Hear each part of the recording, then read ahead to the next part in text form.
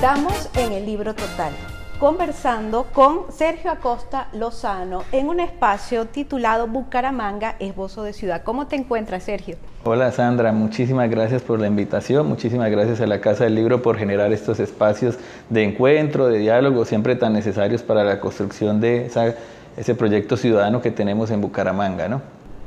Sergio es magíster en Historia y en la actualidad es profesor de Historia en la Escuela de Historia de la Universidad Industrial de Santander. Sergio, antes de entrar en el tema, quisiera preguntar la experiencia que tú has tenido al estudio de Bucaramanga como patrimonio arquitectónico. Cuéntanos las distintas investigaciones que te han llevado a trazar este conversatorio que tenemos hoy.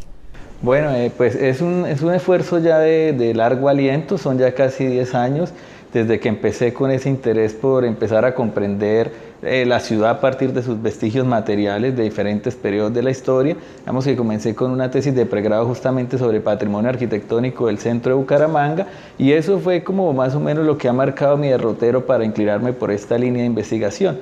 Es decir, mi línea de investigación ha sido la historia urbana y el patrimonio cultural.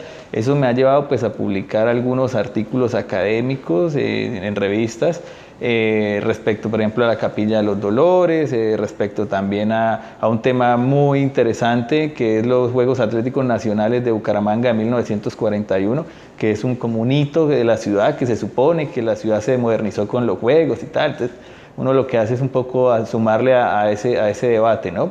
También pues con la tesis de la maestría, que es Historia Urbana 1938-1948, pues siento que pude comprender un poco mejor la ciudad y pude comprender además cuál fue la causa de eso que hoy conocemos en su mayoría como el patrimonio arquitectónico de esos primeros 50 años, por ejemplo, del siglo XX. Bueno, y pues he realizado diferentes actividades. Justamente hace un par de semanas terminamos la primera semana del patrimonio cultural, la que tuve la oportunidad de coordinar con la Asociación Colombiana de Historiadores, y este año pues me gané un premio que se llama Bucaramanga Cree en tu Talento, que realicé un catálogo de turismo religioso para el Instituto Municipal de Cultura, y en la actualidad con la productora audiovisual Lida Fernanda Prada y con la fotógrafa Natalia Ortiz Mantilla estamos adelantando un proyecto, nos denominamos Colectivo Clorofila, y estamos adelantando un proyecto justamente sobre los parques de la ciudad.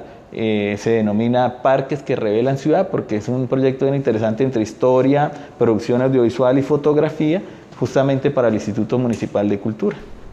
Excelente, Sergio. Nos gustaría más adelante poder conocer más de estos proyectos que nos estás hablando, incluso poder tener aquí en Casa del Libro una exposición referente al tema del rescate patrimonial que ustedes están haciendo allí, claro, con el documental. Sergio, hoy en Esbozos de Ciudad, en Bucaramanga Esbozos de Ciudad, me encantaría empezar por esto.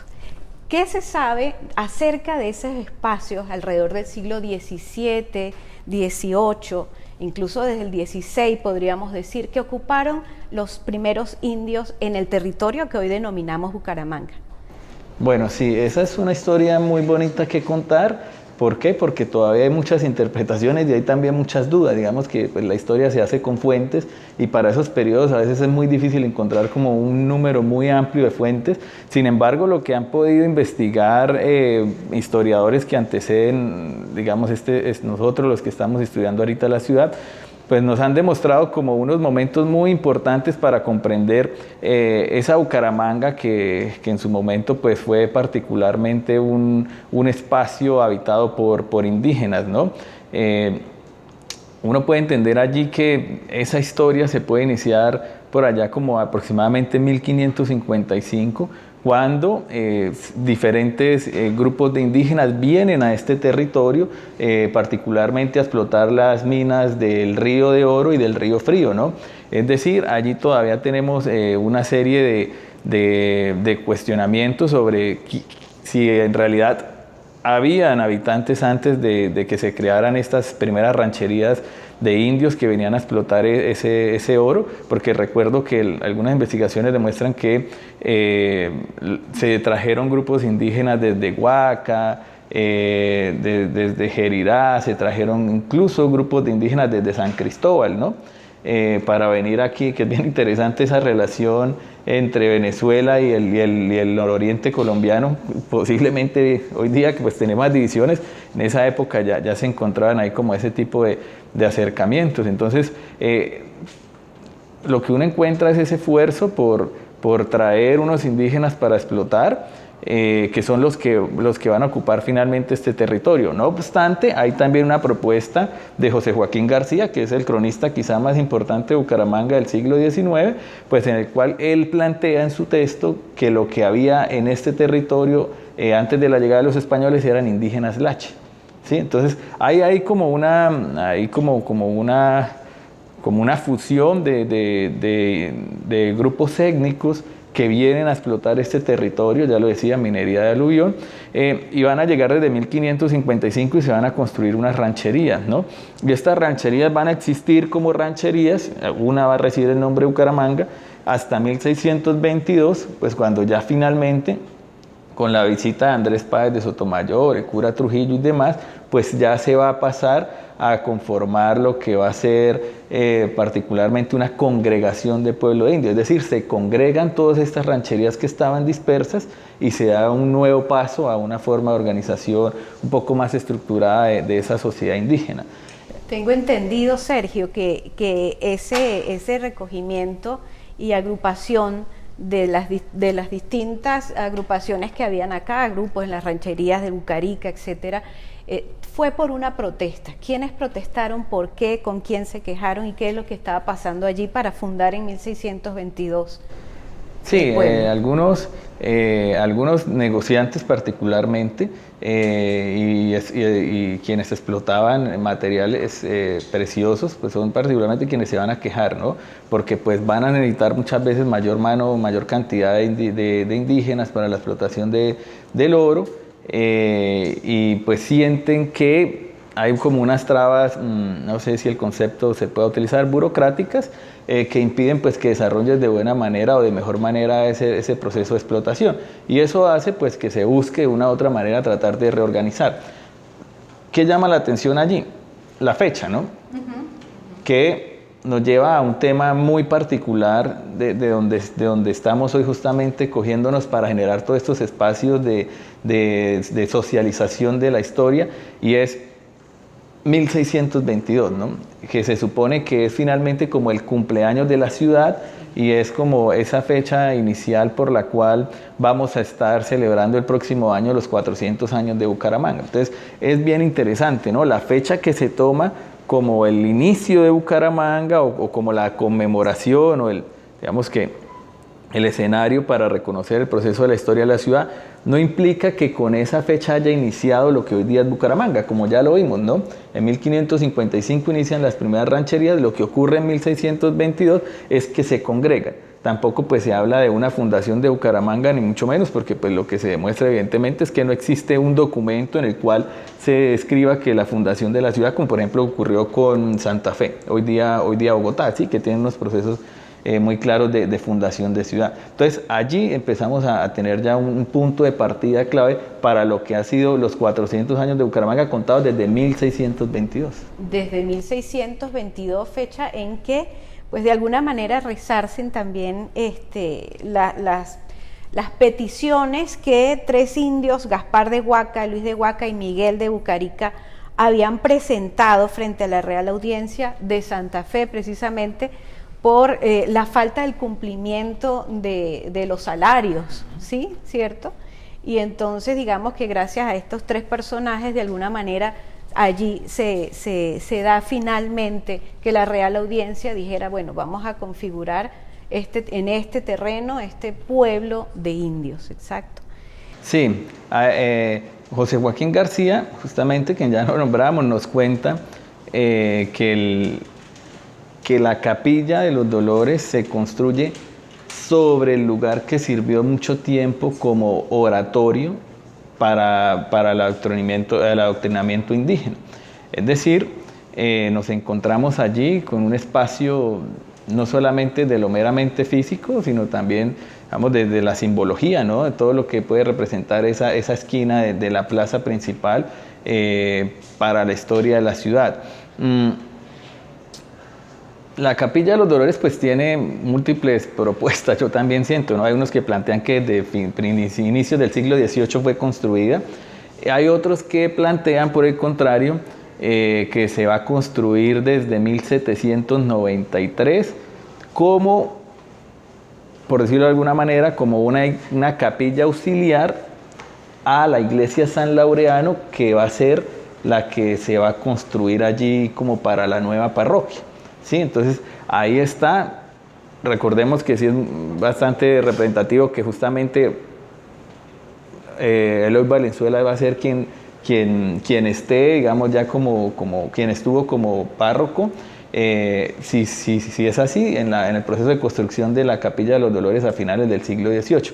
Pero sin embargo, independiente que aún existan ese tipo de debates que pues finalmente son muy representativos para la construcción de la historia de la ciudad, me parece a mí que entre más debates haya, pues se puede llevar un poco más a conocer sobre un tema, es decir, que no se propongan como temas ya superados, sino que por el contrario haya mucho más por preguntarles. Me parece que nos puede dar nuevas perspectivas. Entonces la capilla, sin duda alguna, pues efectivamente es uno de los vestigios materiales más antiguos de la ciudad, es decir, independiente si se construyó al principio del siglo XVIII o a finales, sin duda alguna es uno de los elementos materiales más antiguos de la ciudad. Es decir, podríamos comentar y afirmar en medio de las distintas teorías en relación a su fundación, a la fundación del pueblo de indios, etcétera, que ese lugar específico es el origen de los primeros bosquejos de ciudad, de lo que sería posteriormente la ciudad de Bucaramanga, ¿cierto? Sí, los primeros bosquejos o trazos de la ciudad van a ser justamente allí, alrededor de lo que hoy día es el Parque Custodio García Rovira, pero que en ese momento pues no era el Parque Custodio García Rovira, sino que era más bien una plaza. Recuerda que lo que sí está claro es que en 1777 el visitador de la Real Audiencia Moreno y Escandón viene y revisa el estado actual de ese pueblo de indios que había en este territorio y se da cuenta que si bien existían aproximadamente un número un poco mayor de 500 indígenas, decide finalizar ese resguardo que había aquí y devolver las tierras a la corona, y los indígenas que habían en este territorio pues se van a ir a conformar el pueblo de Guane. Entonces cuando él extingue el resguardo indígena, no solamente se entregan esas tierras a la corona, sino que además se plantea crear o transformar las formas de habitar el espacio, que me parece a mí fundamental para comprenderlo, y esa forma de habitar el espacio es crear ahora una parroquia. ¿Y qué es una parroquia? Pues es un lugar donde habitan particularmente blancos. Exactamente. Entonces aquí en este periodo, digamos en este segundo momento de la conversación que podemos tener de una fundación, hay dos fechas. Yo sé particularmente que no te gusta mucho seguir una hilación cronológica, pero hay dos fechas ahí entonces de lo que tú estabas diciendo que me parecen importantes mencionar. Pues en 1772, ya cuando concretamente se funda, se llama la parroquia de Chiquinquirá y San Laureano del Real de Minas de Bucaramanga, por el visitador Francisco Moreno y Escandón, que me estabas comentando.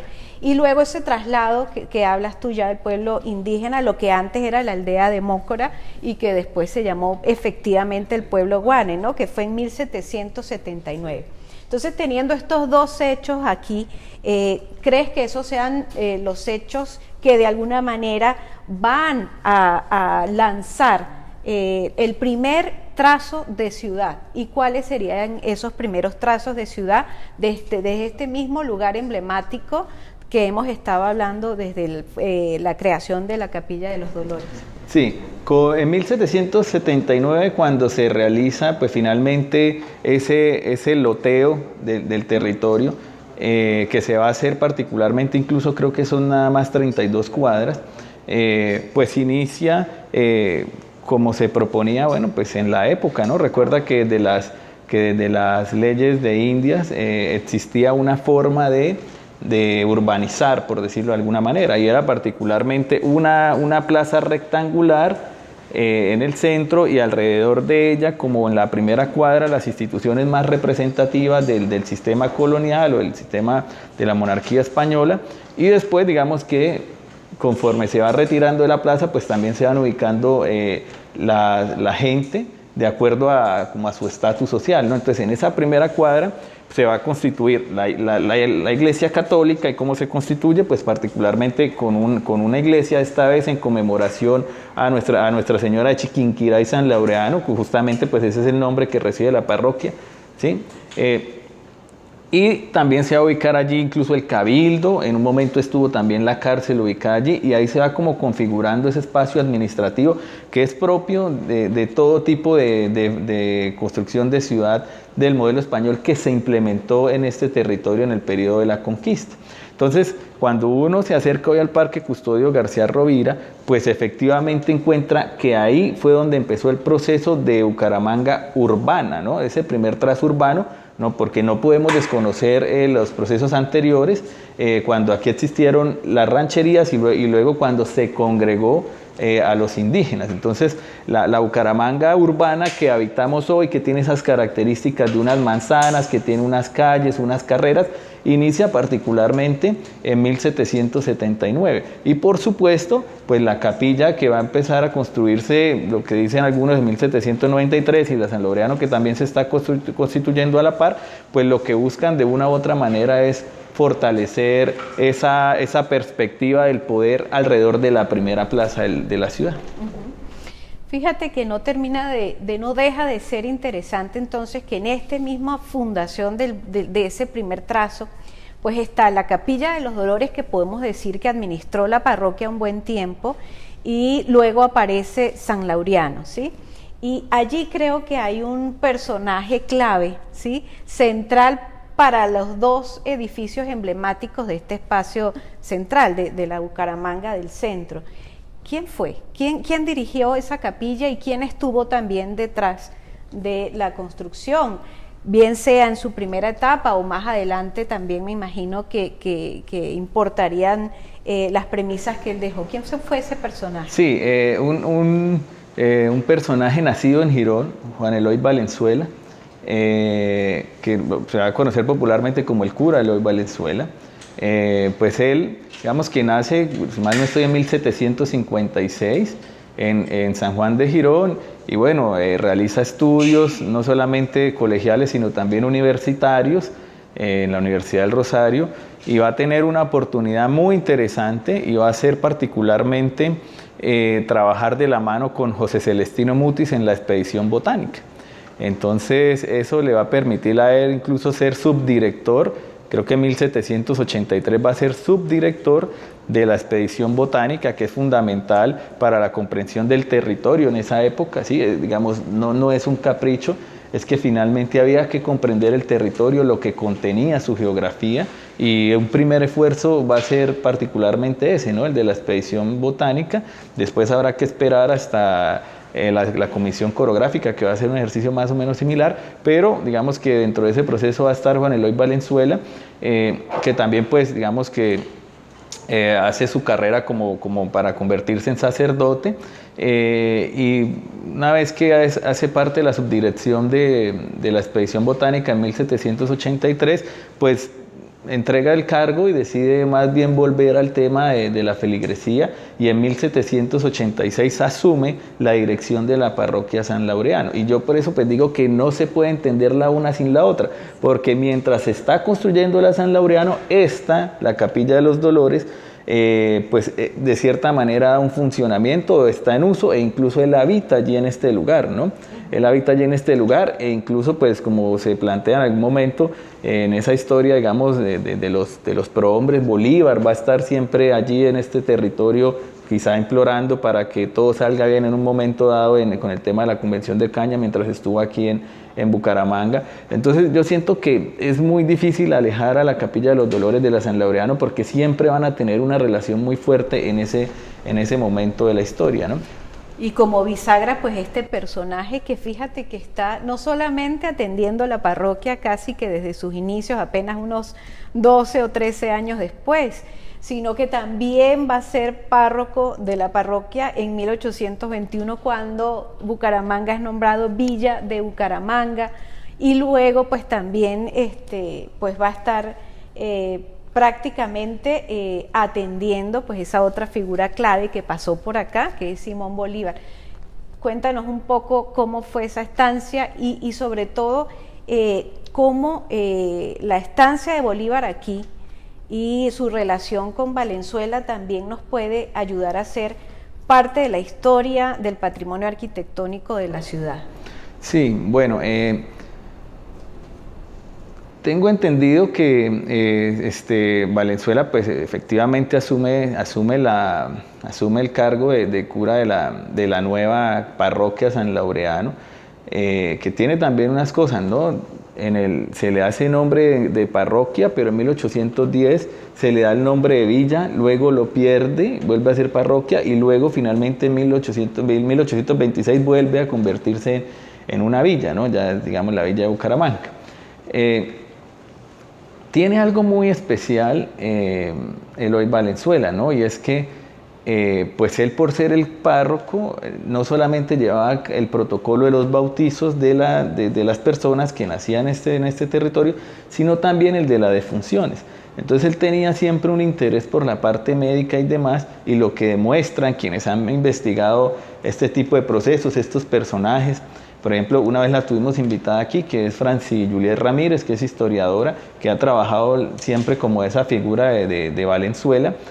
Nos muestra que en esos certificados, como lo que llamaríamos hoy certificados de defunción, él siempre quería ir un poco más allá y quería ir un poco a la parte médica. O sea, no se limitaba solamente a decir que falleció un hombre de tanto, sino que a partir de sus conocimientos intentaba como hacer una especie de descripción de lo que por las causas por las cuales posiblemente pudo haber fallecido esa mujer, ese hombre o ese niño.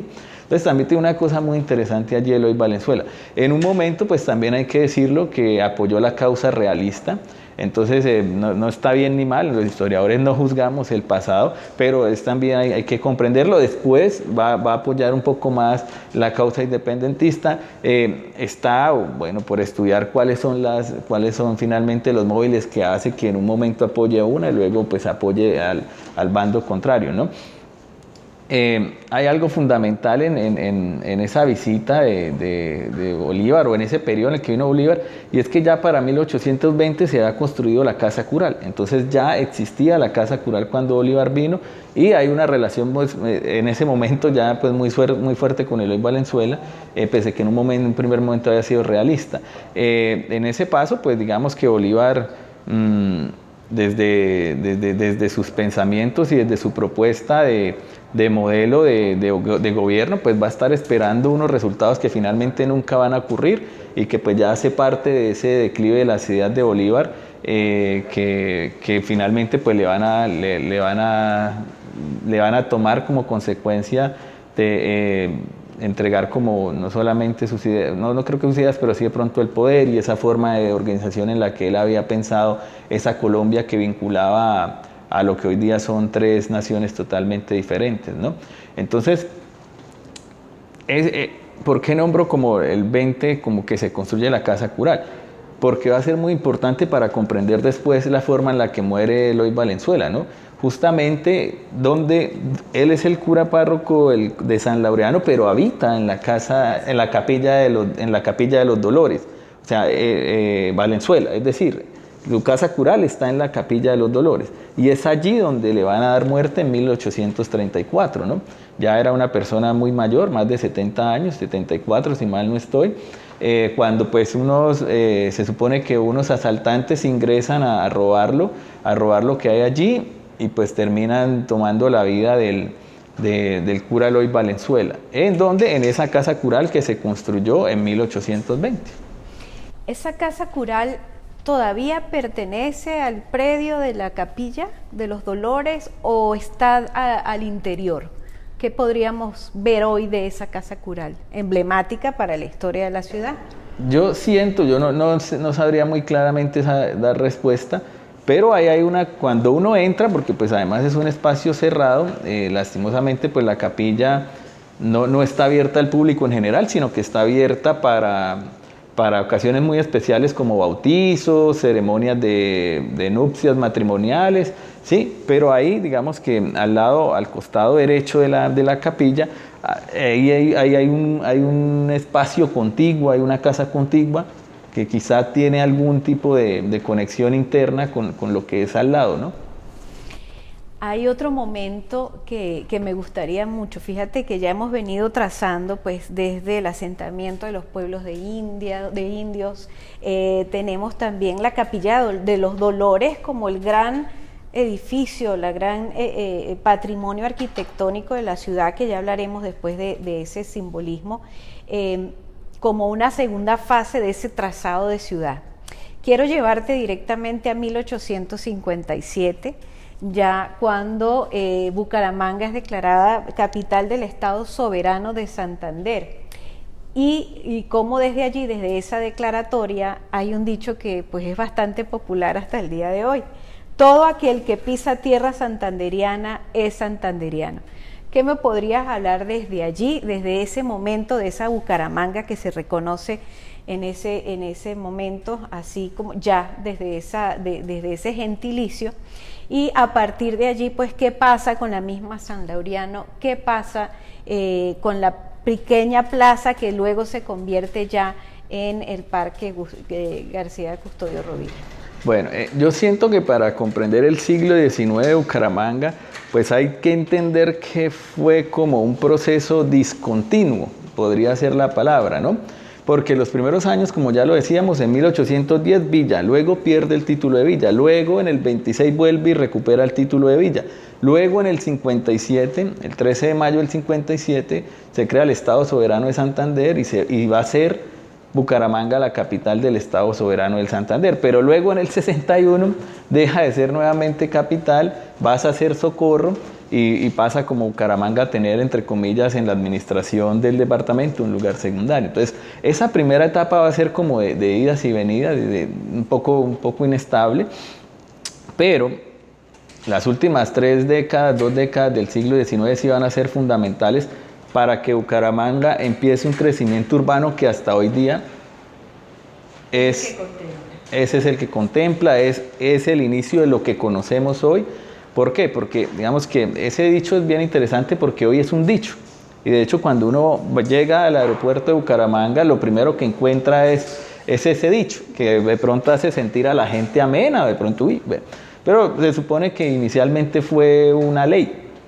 Entonces sí, fue una ley que valdría la pena mirar cómo se ejecutó y quién la pensó y bajo qué perspectivas, ¿no? Desde la declaratoria del Estado Soberano de Santander estaba allí en sus cláusulas, en su acta, ¿no? Exacto, entonces muy interesante. Ahí que tenemos que, bueno, después de ese periodo del 61 al 86, Socorro volvió a asumir como capital del departamento de Santander, más o menos como hasta el 85, pero después con el triunfo de Rafael Núñez en el gobierno nacional y con la instauración de eso, con que posteriormente se llamó la regeneración desde el 86 prácticamente que hasta 1930, pues en ese periodo de la regeneración que inició en el 86 es que se le va a entregar nuevamente la capital de Santander a Bucaramanga, ¿no? Algunas propuestas dicen que pues finalmente pues Bucaramanga era como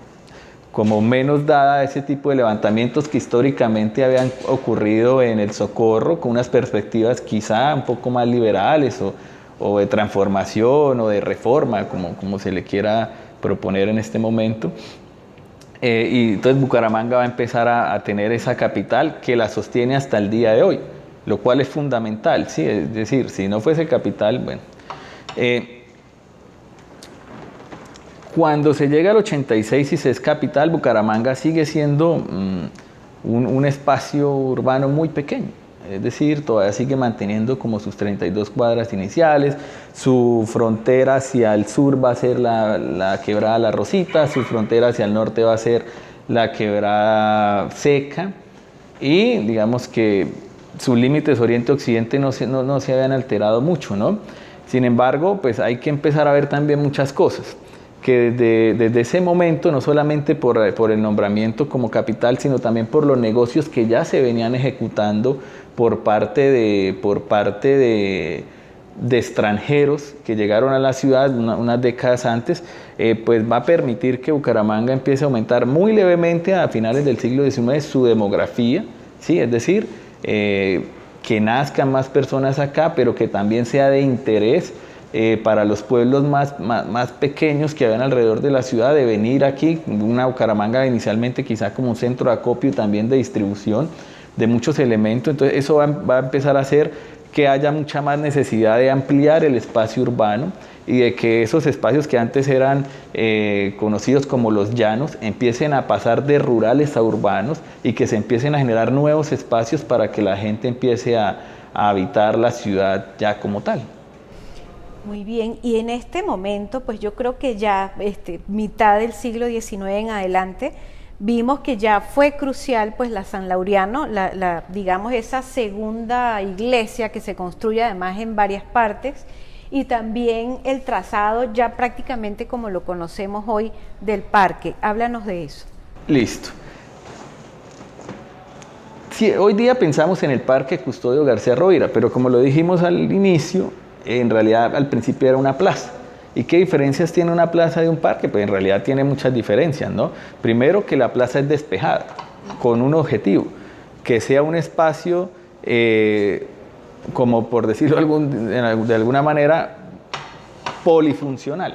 Es decir, en una plaza se puede hacer mercado, en un espacio abierto se puede hacer mercado, pero también se pueden hacer paradas militares, pero también se pueden hacer ceremonias religiosas que aglomeren personas. Entonces una plaza tiene esa característica, ¿sí? Luego de 1886, que es Bucaramanga, finalmente la capital del departamento hasta hoy día, lo que se va a proponer desde el Consejo Municipal es transformar ese espacio de la plaza principal en un parque, ¿sí? Lo que vendría siendo el primer parque de Bucaramanga.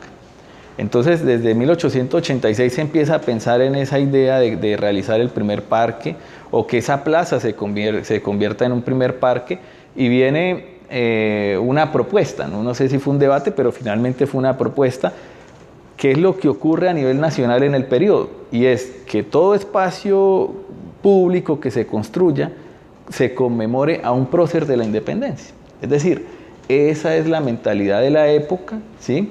De hecho, la historia que se escribe en esa época es la historia de los grandes hombres, de los prohombres, de los próceres, de los líderes. Entonces es la historia que le interesa como a quienes están interesados por la historia en esa época. Recuerden que es lo que se ha denominado un poco como la historia de bronce, en donde parecía que solo ese tipo de personajes eran quienes habían escrito los renglones de la historia. Hoy día pues ya ha cambiado mucho, ¿sí? Hoy día digamos que sabemos que la historia es de niños, de mujeres, del común, de todos. Pero en esa época sí había ese interés por generar ese tipo de conmemoraciones.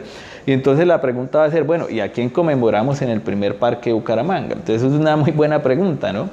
Y allí pues surge la propuesta de decir, bueno, pues conmemoremos a nuestro prócer, que yo digo que Custodio García Rovira. ¿Y por qué Custodio García Rovira? Pues porque yo digo que Custodio García Rovira nació cuando nació la Bucaramanga urbanizada. ¿Por qué? Porque la Bucaramanga urbanizada empieza en 1779 y Custodio García Rovira nace un año después. ¿Y quién es Custodio García Rovira? Pues digamos que yo valoro mucho las múltiples facetas de Custodio García Rovira como estudiante, como profesor, pero particularmente en ese momento importa mucho más Custodio García Rovira, el militar. Claro, que además asume en un momento un peso y una responsabilidad que, aunque fue efímera, quizás no se nombra tanto, ¿no? Que fue su presidencia. ¿Qué se sabe de eso? Sí, entonces, bueno, por ejemplo, con respecto a Custodio García Rovira, el estudiante, bueno, pues hay que decir que estudió en el Colegio San Bartolomé y allí mismo también fue profesor. Pero entonces uno encuentra una cosa maravillosa porque fue profesor de múltiples materias. Es decir, matemática, geometría, religión, digamos aproximadamente 4 o 5 materias, filosofía, digamos que tiene un ejercicio muy amplio allí y también algo para rescatar. tuvo acercamientos a la expedición botánica. Entonces, es decir, Custodio García Rovira tiene también como una faceta científica muy interesante. Y como militar, pues bueno, él digamos que asume, pues tiene unas responsabilidades en el campo de batalla muy importantes en este territorio, y eso es lo que le permite, junto a Manuel Rodríguez y José Manuel Restrepo, hacer parte del de un triunvirato, que un triunvirato eso es digamos romano, en donde hay un gobierno de tres. También hay que entender un poco eso. ¿Por qué? Porque se vienen de unas monarquías que duraron más de 200 años, entonces, ¿cómo gobernamos ahora? Esa es una buena pregunta. Y alguien pudo haber dicho, pues bueno, bajo un triunvirato. ¿Y qué es un triunvirato? Un gobierno de tres donde el poder no lo va a acumular una sola persona. Y dentro de ese primer triunvirato del gobierno de la Nueva Granada, pues va a estar junto con Manuel Rodríguez y junto con José Manuel Restrepo en 1814, dirigiendo de una manera efímera, como lo dices, pero finalmente asumiendo la responsabilidad de encontrar ese camino que debía llevar la Nueva Granada en su momento. Lastimosamente, con el proceso de reconquista de los españoles, Custodio García Rovira pues pierde una batalla, cae, digamos, no cae inmediatamente en la batalla, sino que es detenido por parte de la realeza y finalmente pues va a ser fusilado por Pablo Morillo, ¿no? Digamos que no es tampoco un fenómeno único, porque pienso, por ejemplo, de Sabio Caldas, que lo que dice Morillo es que este territorio no necesita científicos y lo fusila, ¿no? Entonces allí está la razón por la cual Custodio García Rovira va a ser como ese primer homenajeado en esos nuevos espacios públicos de la ciudad, que empiezan justamente allí, ¿no? Y que además vivía muy cerca. Es decir, vivía una cuadra más abajo de donde hoy día está el Parque Custodio García Rovira. Entonces, con ese parque, pues digamos que también pasan cosas muy interesantes, porque se empieza a construir en un momento, o la propuesta se realiza en un momento muy complicado, porque más o menos como en 1898 se propone finalmente la construcción del parque, pero un año después empieza la Guerra de los 1000 días.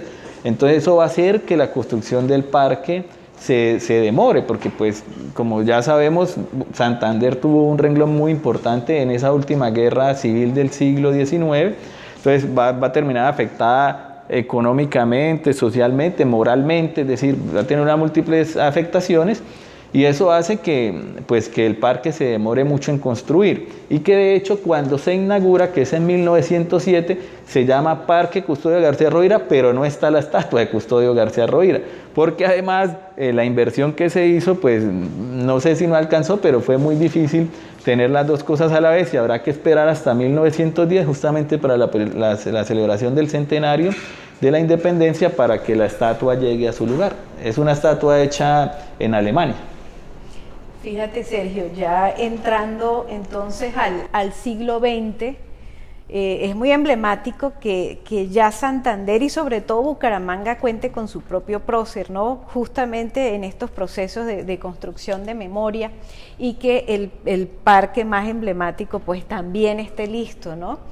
Y yo quisiera preguntarte, ¿qué indicios o además pues de esa importancia arquitectónica que puedan tener tanto el emblema de la fundación, que es la Capilla de los Dolores, y luego ya en el siglo XX la asociación a una identidad también histórica con el Parque Custodio Rovira? ¿Qué más pasó en el siglo XX que pueda entenderse que este patrimonio no solamente sea material, sino que pueda efectivamente convertirse en el patrimonio inmaterial de los bumangueses? Sí, bueno, pues el siglo XX significa para Bucaramanga, particularmente de los años 20, como ya lo venía anunciando, primero un proceso de aumento demográfico, o sea, aumenta la natalidad, pero aumenta, si uno mira por ejemplo los registros de 1919 a 1938, la natalidad aumenta en un número considerable, y hacia el 48 va a aumentar mucho más, es decir, va a ser una ciudad en la que nace más gente y baja el índice de mortalidad. Y además está recibiendo gente de territorios aledaños. Entonces, ya como lo decía, es una ciudad que se empieza a expandir cada vez más y más, pero también es una ciudad que necesariamente tiene que empezar a construir su memoria colectiva. ¿Sí? Es decir, este proceso quizá no pasaba en el siglo XIX porque era una ciudad naciente, ¿no? Bucaramanga es digamos que a inicios del siglo XX, Bucaramanga es una capital joven de departamento, llevaba 15 años siendo capital, es decir, esos procesos toman mucho más tiempo, ¿no? Esto hace, por supuesto, que ya para el siglo XX ya hayan como otras perspectivas de lo que es la ciudad, ya haya gente asentada con una relación con el espacio y que encuentra en algunas edificaciones como una posibilidad para poder encontrar la historia de la ciudad, para poder ayudar a narrar la historia no solamente de las ciudades de lo meramente físico, sino de los habitantes, porque finalmente la historia de la ciudad es la historia de los habitantes. Y eso va a hacer que en un primer momento, por ejemplo, la Capilla de los Dolores es de las primeras edificaciones que van a recibir la declaratoria de Patrimonio Histórico de la Nación, ¿no? Que es bien interesante. Eso ocurre en el año 54, el 21 de julio del 54, va a recibir esa declaratoria como Patrimonio Histórico de la Nación, pues que más allá de la declaratoria lo que uno tiene que ver es ¿y cómo usted termina declarando esto en semejantes dimensiones? Pues porque la gente, puede que no todos, pero si hay un colectivo que reconoce en un espacio una relevancia para contar la historia de la ciudad, del devenir histórico de los ciudadanos, pues digamos, es un punto de partida y se convierte finalmente en eso, en una memoria material de la ciudad. Es decir, si quieres comprender el proceso histórico de la ciudad, esta edificación te ayuda a comprender, no solamente desde lo arquitectónico, sino desde lo simbólico, porque mira que hablamos que allí, o sea, de los pocos espacios que tenemos en el imaginario como bumangueses de la época de las rancherías,